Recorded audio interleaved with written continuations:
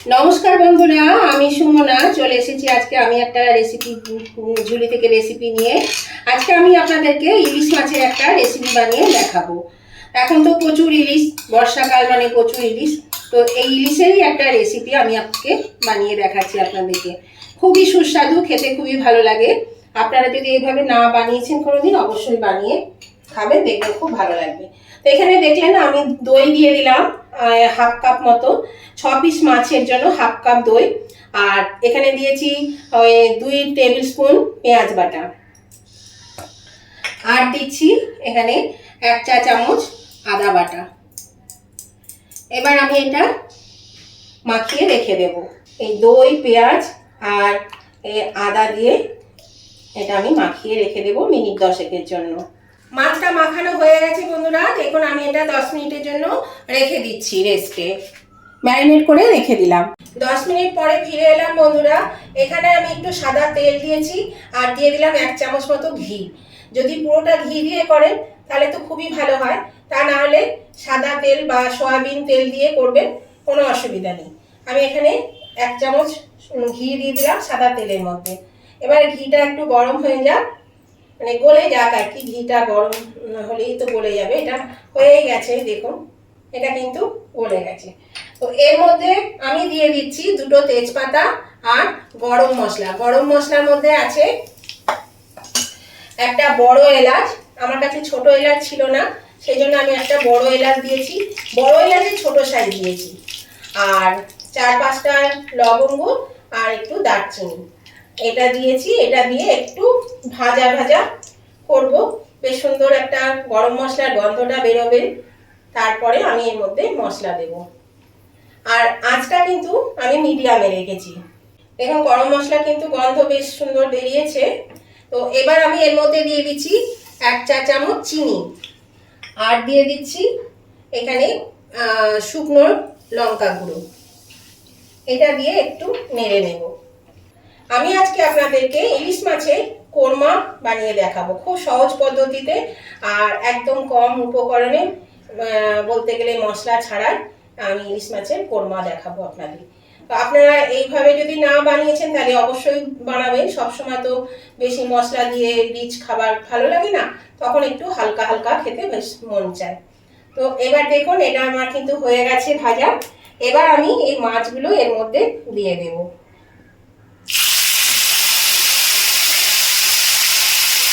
সব মাছটা আমি এর মধ্যে দিয়ে দিচ্ছি। এখানে আমি 6 পিস মাছ নিয়েছি। আর আপনারা আপনাদের পরিমাণ মতো মাছ নেবেন, আর মশলাও সেরকমভাবে আপনারা দিতে ঠিক করে দেবেন। যার যেমন প্রয়োজন সেই মতো মাছটা নেবেন। তো এইরকমভাবে আমি এটা মিডিয়াম আঁচে 10 মিনিট এটা রেখে দেব। মাছটা দেওয়ার পরে বন্ধুরা এখানে পরিমাণ মতো নুন দিয়ে দিচ্ছি। নুন তো দিতে হবে, নুন দেওয়া নেই, সেই জন্য একটু নুন দিয়ে দিচ্ছি। আর নতুন বন্ধু যারা আমার চ্যানেলে প্রথম এসেছেন, এখনো আমার চ্যানেলটা সাবস্ক্রাইব করেনি, তাদের কাছে আমার অনুরোধ, অবশ্যই আমার চ্যানেলটা সাবস্ক্রাইব করে আমার পাশে থাকবে। আর পাশে থাকা বেলটা অবশ্যই ক্লিক করে দেবে, তাহলে আমি যখনই আমার নতুন নতুন ভিডিও আপলোড করব সাথে সাথে নোটিফিকেশন আপনাদের মোবাইলে পৌঁছে যাবে। আর সবার আগে আপনারা আমার ভিডিও দেখতে পাবেন। আর আমার উভয় বন্ধুদেরকেই বলছি যে আজকে এই ভিডিওটা দেখতে দেখতে যদি লাইক দিতে ভুলে গিয়ে থাকেন বন্ধুরা, তাহলে অবশ্যই লাইক বাটনটা একটু প্রেস করে দেবেন। আপনাদের একটা লাইক আমাকে এগিয়ে নিয়ে যেতে অনেকটা সাহায্য করে। কেমন লাগলো? যদি ভালো লেগে থাকে, খুব ভালো লেগে থাকে, তাহলে অবশ্যই কিন্তু আপনাদের বন্ধু বান্ধব, আত্মীয় স্বজন সকলের কাছে একটু পৌঁছে দেবেন। তার জন্য প্রচুর পরিমাণে একটু শেয়ার করে দেবেন। আর আজকের রেসিপিটা যদি আপনাদের ভালো লেগে থাকে, পছন্দ হয়ে থাকে, তাহলে সেটা জানাতে কমেন্ট করতে ভুলবেন না। অবশ্যই কমেন্ট করে জানিয়ে দেবেন আর আজকের রেসিপিটা আপনাদের কেমন লাগলো। একটা কমেন্ট আমাকে পরবর্তী রেসিপি বানাতে অনেকটা উৎসাহিত করে। আপনাদের মিষ্টি মিষ্টি কমেন্টগুলো পড়তেও কিন্তু খুব ভালো লাগে।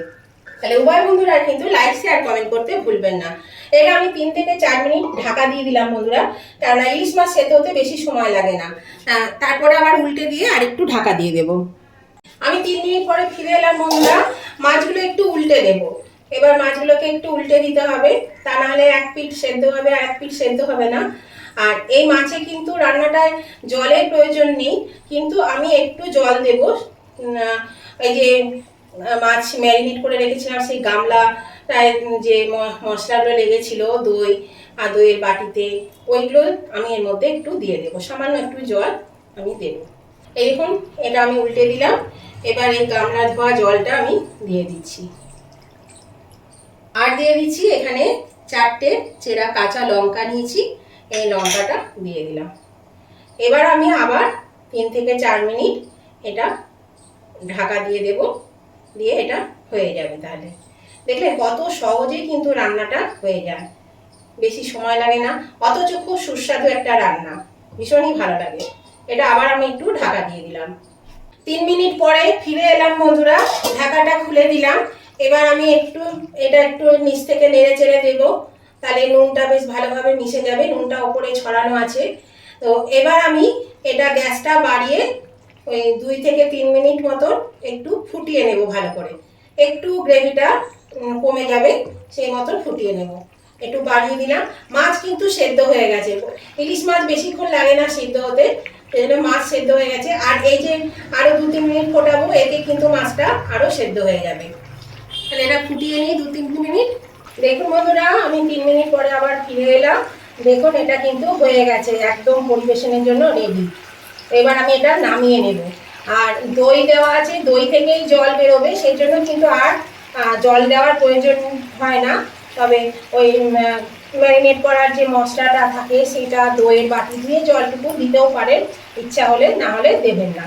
তো এবার আমি এটা অফ করে দিচ্ছি গ্যাসটা, দিয়ে আমি তুলে নিচ্ছি। গ্যাসটা অফ করে দিলাম। এবার মাছটা আমি তুলে নেব একটা সার্ভিং ডিশে, আমি তুলে নিচ্ছি। এটা কিন্তু গরম গরম ভাতের সঙ্গে খাওয়ার জন্য একদম রেডি বন্ধুরা। তাহলে আজকের রেসিপিটা আপনাদের কেমন লাগলো সেটা কিন্তু অবশ্যই লাইক শেয়ার কমেন্ট করে জানাবেন। আর নতুন বন্ধুরা সাবস্ক্রাইব করে না থাকলে সাবস্ক্রাইব করে আমার পাশে থাকবেন, আর পাশে থাকা বেলটা অবশ্যই ক্লিক করে দেবেন, তাহলে আমি যখনই আমার ভিডিও আপলোড করব সাথে সাথে নোটিফিকেশন আপনাদের মোবাইলে পৌঁছে যাবে। ইলিশ মাছের কোরমা আমার নামানো হয়ে গেছে বন্ধুরা। আর ভালো লাগলে অবশ্যই লাইক শেয়ার কমেন্ট করবেন। তো আজকের মতো ভিডিওটা আমি এখানেই শেষ করছি। আবার আমি নতুন ধরনের নতুন কোনো ভিডিও নিয়ে চলে আসবো। ততদিন আপনারা ভালো থাকবেন, সুস্থ থাকবেন। Tata, bye bye.